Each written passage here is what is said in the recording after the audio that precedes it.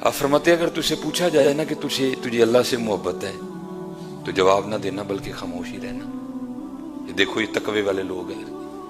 آپ نے فرمایا اگر تجھے پوچھا جائے نا کہ تجھے اللہ اور اللہ کے رسول سے محبت ہے کہ نہیں ہے تو خاموش ہی رہنا.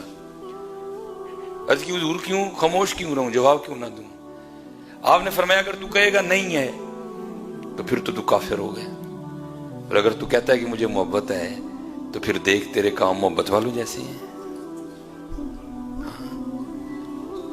حضرت میں اب آپ کو بتاؤں حضرت جو اللہ محبت ہے پھر ان کے کام, اللہ یہ بات بہت بڑی ہے لیکن بھائی یہ باتیں نہیں کرنی. اب اس کا مطلب ہے بڑی ہے تو پھر اب کرنی نہیں ہے. پھر ان بچوں کی تربیت کس طرح کریں گے حضرت اگر ہم ان کو بتائیں گے نہیں کہ بھائی اگر ہمارے بڑوں نے دعویٰ کیا تو پھر دعووں پر پورے کس طرح اترے. حضرت بابا فرید رحمۃ اللہ تعالی فرماتے ہیں کہ مجھے معرفت کے حوالے سے نا ایک مشکل درپیش ہوئی. میں اس وقت سیر و سیاحت پر تھا. فرماتے ایک علاقے میں گیا تو پتہ چلا کہ وہاں ایک بزرگ رہتے ہیں پہاڑ کی چوٹی پہ. کہتے ہیں بڑا میں نے نام سنا. آپ فرماتے میں ان کی زیارت کے لیے گیا. کہتے جب پہاڑ کی چوٹی پہ پہنچا نا تو وہاں جا کے کیا دیکھتا ہوں کہ غار کے منہ پر ایک ٹانگ خشک پڑی ہے. گوشت اور پوست نہیں اس پہ کوئی بھی, نہ گوشت ہے نہ ہی ماس ہے, صرف اڈی پڑی ہے اور وہ خشک ہو چکی ہے. آپ فرماتے خیر میں اندر چلا. آپ فرماتے اس وقت بزرگوں نے نا گدڑی اوڑھ رکھی تھی جو صوفیاء کا مخصوص لباس ہے. تو فرماتے میں حضرت کی خدمت میں جا کے بیٹھا تو مجھے نہیں پتا چلا کہ حضرت کی بھی ایک ٹانگ کوئی نہیں, آپ کی بھی صرف ایک ہی ٹانگ ہے. آپ فرماتے مجھے نہیں پتا چلا. باتیں ہوئی جو میری مشکل تھی حضرت نے اس کو حل کر دیا. آپ فرماتے جب میں نے حضرت سے اجازت چاہی تو کیونکہ سنت ہے مہمان کو دروازے تک رخصت کرنے جانا, تو کہتے حضرت اٹھے مجھے غار کے منہ تک چھوڑنے جانے کے لیے. تو کہتے جب حضرت اٹھے تو میں نے کیا دیکھا کہ حضرت کی بھی ایک ٹانگ کوئی نہیں. ایک ٹانگ غار کے منہ پہ پڑی ہے, ایک حضرت کی بھی کوئی نہیں. کہتے دل میں خیال آیا کہیں ایک ہی تو نہیں دونوں باتیں.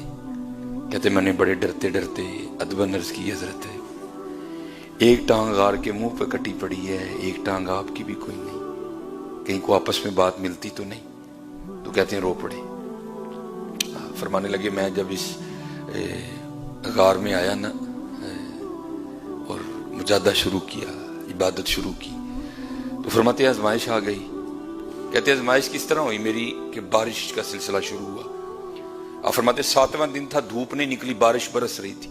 اور آپ فرماتے غار میں اتنی ٹھنڈ ہو گئی کہ مجھے لگ رہا تھا کہ یہ سردی میری جان لے لے گی. کہتے ہیں اللہ نے رحمت فرمائی, 8ویں دن دھوپ نکلی اور میں غار کے منہ پہ بیٹھا نا اپنے وجود کو گرم کر رہا تھا. تو کہتے ہیں امتحان اس طرح ہوا کہ میرے پاس سے ایک بڑی حسین و جمیل عورت گزری اور میری نظر اس کے چہرے پہ پڑی. بس وہ ایک ہی نظر اثر کر گئی. شہوت کا شیطان کا اس طرح غلبہ ہوا کہ ماتی ماری گئی کہ اس پہاڑ کی بلندی پر تو عورت کا آنا ناممکن ہے, آ ہی نہیں سکتی. تو یہ عورت کہاں سے آ گئی؟ لیکن بس نگاہ پڑ گئی حضرت. آپ فرماتے ہیں اتنا شہوت نے غلبہ کیا کہ میرا جی چاہا کہ میں اس کے پیچھے جاؤں اور جا کے نا اس کو پھر دیکھوں. کہتے بس میں اٹھا اور اس کی جانب جانے کے لیے نا میں نے غار میں سب سے پہلے دایاں پاؤں باہر نکالا. کہتے بس پاؤں کا نکالنا تھا تو غیب سے آواز آئی, واہ بھائی واہ, ہیں عشق دے دعوے ساڈے نال تے جاندے گھراں پیچھے. عشق دے دعوے ساڈے نال تے جاندے گھراں پیچھے. فرماتے یہ دایاں قدم ہی تھا جو سب سے پہلے غیر کی جانب بڑا تھا, میں نے اپنے ہاتھوں سے ہی کاٹ دیا.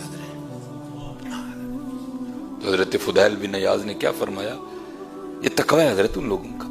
اس کا مطلب یہ نہیں کہ وہ کہہ رہے کہ تم اللہ سے محبت ہی نہ کرو, وہ اس کا انکار نہیں کر رہے. آپ نے فرمایا اگر تجھے پوچھا جائے کہ تجھے اللہ سے محبت, اللہ کے رسول سے محبت ہے کہ نہیں, یہ تقوی ہے ان کا حضرت, تو فرمایا خاموش رہنا. عرض کی حضور وہ کیوں؟